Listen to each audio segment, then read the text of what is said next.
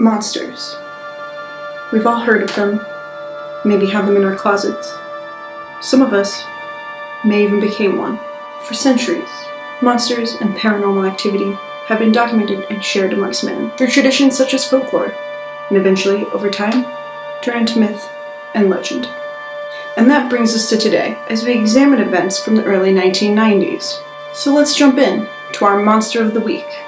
The first sighting of Dora Argus was May 15, 1992, and this is a peculiar creature.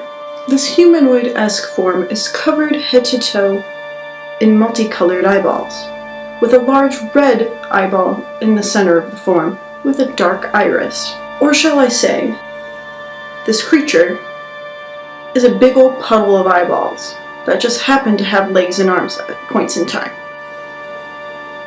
Many were quick to draw parallels between this monster and Argus Panoptus, a giant of Greek mythology with 100 eyes. And this giant was also known as the All-Seeing One. With this monster adopting the name Argus, it's easy to say it's gathered its own mythos. Individuals who have come in contact with this monster have documented experiencing multiple phenomena. Some have mentioned that the eyeballs can leave the form and travel around independently from the mass, as well as serve as projectiles. Some individuals have also said that they've been teleported to what appears to be a parallel dimension, filled with horrors catering to their fears. And what would a humanoid eyeball monster be without being able to shoot energy blasts out of its multiple eyeballs? I also don't like that. This first sighting of this monster back in 1992 appeared in the metropolitan area of Tokyo.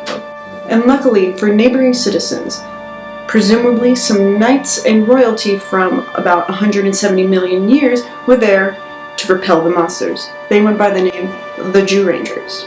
The Jew Rangers were able to protect this area and stave off any further attack from Dora Argus. Eyewitnesses also documented that the humanoid bipedal eyeball creature only sustained injury when attacks were directed towards its red central eye.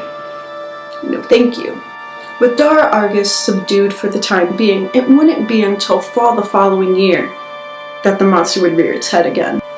This time, Dora Argus appeared in the United States, where he was affectionately called Eye Guy.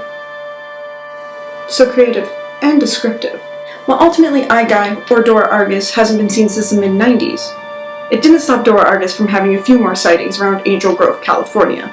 Luckily for civilians once again, we had the Mighty Morphin Power Rangers to stave off attacks. A few years later, video game companies used the sightings of Dora Argus as inspiration of telling stories of the Mighty Morphin Power Rangers. In 1994, multiple developers developed games of the Mighty Morphin Power Rangers, but I would like to talk about the Super Nintendo, where Dora Argus rears his head. Eye Guy appears in the side-scrolling beat-em-up game, and when he does so, it's in Area 3, and he descends from the ceiling of what I can assume is a sewer. We see it use projectile eyeballs and energy beams out of its main eye. It is interesting to note that the creature also uses its body weight of its massive, eyeballed humanoid form to kind of hurl itself at the hero. And as we can see, perhaps maybe some liberties were taken with this. It's hard to say. There's no known documentation of this creature outside of these sightings. We also see that red solitary eyeball moving mischievously around the space. This also lines up with first-hand accounts.